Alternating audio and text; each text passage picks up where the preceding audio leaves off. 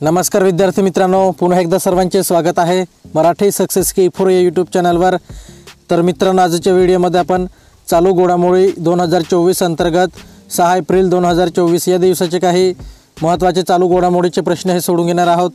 तर मित्रांनो, हे प्रश्न आपल्याला सर्व स्पर्धा परीक्षांसाठी फार उपयुक्त असे ठरणार आहे। व्हिडिओ पूर्ण बघा जेणेकरून आपल्याला व्हिडिओमध्ये फायदा होईल। तर मित्रांनो, चला व्हिडिओला सुरुवात करूया। तर मित्रांनो, या ठिकाणी पहिला प्रश्न आहे, देशात पुरुष कामगारांना मिळणाऱ्या पगाराच्या बाबतीत महाराष्ट्र राज्य हे कितव्या क्रमांकावर आहे? तर मित्रांनो, महत्त्वाचा प्रश्न आहे। खाली आपल्याला 4 पर्याय हे दिलेले आहेत। तर मित्रांनो, याचं जे योग्य उत्तर राहील ते आहे पर्याय 2, 18वे। पुढचा प्रश्न आहे प्रश्न क्रमांक 2, महिलांना वेतन देण्यात महाराष्ट्र राज्य देशात कितव्या क्रमांकावर आहे? तर मित्रांनो, याचं जे योग्य उत्तर राहील ते आहे पर्याय 2, 22। पुढचा प्रश्न आहे प्रश्न क्रमांक 3, भारतात 15 ते 29 वयोगटादरम्यान सुशिक्षित तरुणांचा बेरोजगारीचा दर सर्वाधिक कोणत्या राज्यात आहे? तर मित्रांनो, याचं जे योग्य उत्तर राहील ते आहे पर्याय 1, ओडिशा या राज्यात। पुढचा प्रश्न आहे प्रश्न क्रमांक 4, भारतात 15 ते 29 वयोगटादरम्यान सुशिक्षित तरुणांचा बेरोजगारीचा दर सर्वाधिक ओडिशा राज्यात किती टक्के आहे? तर मित्रांनो, याचं जे योग्य उत्तर राहील ते आहे पर्याय 4, 40। पुढचा प्रश्न आहे प्रश्न क्रमांक 5, महाराष्ट्र राज्यात 15 ते 29 वयोगटादरम्यान सुशिक्षित तरुणांचा बेरोजगारीचा दर किती टक्के आहे? तर मित्रांनो, याचं जे योग्य उत्तर राहील ते आहे पर्याय 2, 15%। पुढचा प्रश्न आहे प्रश्न क्रमांक 6,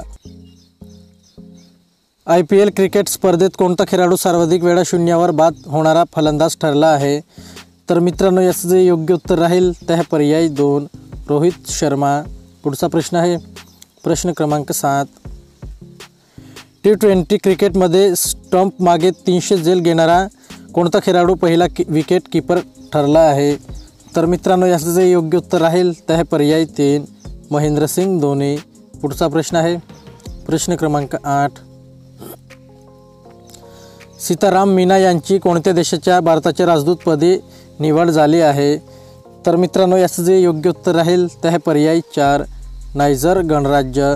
पुढचा प्रश्न आहे प्रश्न क्रमांक 9, महाराष्ट्र राज्याच्या महिला खो खो संघाने नुकतेच कितवे राष्ट्रीय विजेतेपद पटकावले आहे? तर मित्रांनो, याचं जे योग्य उत्तर राहील ते आहे पर्याय 4, 25। पुढचा प्रश्न आहे प्रश्न क्रमांक 10, भारताच्या संरक्षण निर्यातीने आर्थिक वर्ष 2023-24 मध्ये एकूण किती हजार कोटी रुपयांचा टप्पा ओलांडला आहे?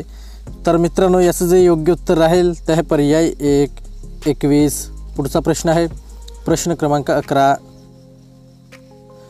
भारताच्या संरक्षण निर्यातीत मागील आर्थिक वर्षाच्या तुलनेत या वर्षी किती टक्के वाढ झाली आहे? तर मित्रांनो, याचं जे योग्य उत्तर राहील ते आहे पर्याय 3, 32.5। पुढचा प्रश्न आहे प्रश्न क्रमांक 12, अमेरिकेत झालेल्या मियामी ओपन टेनिस स्पर्धेचे पुरुष एकेरीचे विजेतेपद हे कोणी जिंकले आहे? तर मित्रांनो, याचं जे योग्य उत्तर राहील ते आहे पर्याय 2, जानिक सिनर।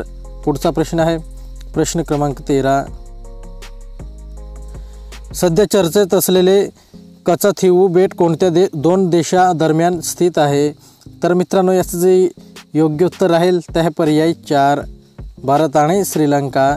पुढचा प्रश्न आहे प्रश्न क्रमांक 14, भारत आणि श्रीलंका दरम्यान स्थित असलेल्या कचाथिवू बेटाची लांबी किती किलोमीटर आहे?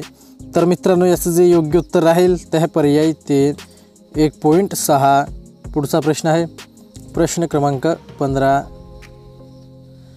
महाराष्ट्रातील कोणत्या जिल्ह्यातील हुपरी येथील चांदी उद्योगाला GI टॅग प्राप्त झाले आहे?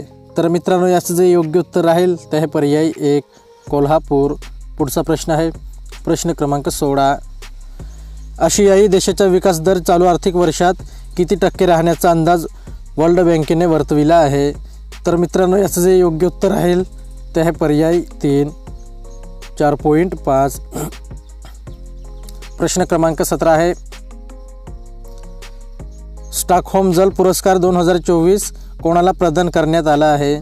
तर मित्रांनो, याचं जे योग्य उत्तर राहील ते आहे पर्याय 2, तैकान ओके। पुढचा प्रश्न आहे प्रश्न क्रमांक 18.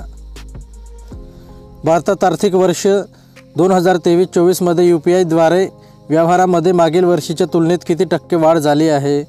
तर मित्रांनो, याचं जे योग्य उत्तर राहील ते आहे पर्याय 3, 56. पुढचा प्रश्न आहे प्रश्न क्रमांक 19. भारतात आर्थिक वर्ष 2023-24 UPI-द्वारे व्यवहार किती अब्जवर पोहोचले आहे? तर मित्रांनो, याचं जे योग्य उत्तर राहील ते आहे पर्याय 1, 131. पुढचा प्रश्न आहे प्रश्न क्रमांक 20. मागील आर्थिक वर्ष 2022-23 मध्ये देशात UPI-द्वारे किती अब्ज रुपयांचे व्यवहार झाले होते?